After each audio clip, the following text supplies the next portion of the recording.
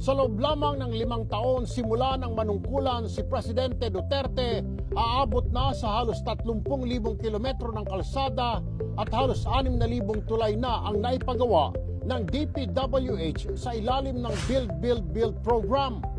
Aabot naman sa mahigit 200 airport at halos 500 seaport projects ang natapos ng DOTR. Simula 2016 hanggang sa kasalukuyan, nakapagtapos na ang Department of Transportation at ang TPA ng 451 seaport projects. Malaki at maliit ito. Ang pinagmamalaki natin dyan, unang-una yung ating itinayong bagong passenger terminal building sa Cagayan de Oro, na kung saan ito ay magagamit ng 3,000 pasahero at any given time. Sa mga riles at tren naman, meron ng DOTR na 6 na naglalakihang proyekto. Ito po clearly is Duterte legacy. Kasi pagka nakita nyo po ito, it has not happened before. Because of build, Filipinos now spend less time in the road and more time with their families. And I think that's something that we should all be proud of. Nariyan ang subway na kauna-unahan sa bansa.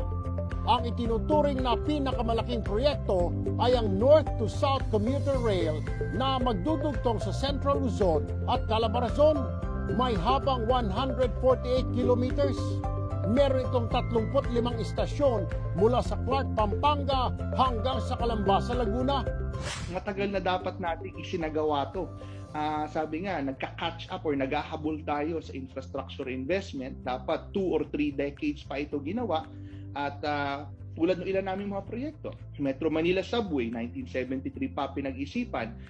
Itong PNR Clark natin, 1993 pa dapat. Itong Common Station natin, 2007 pa.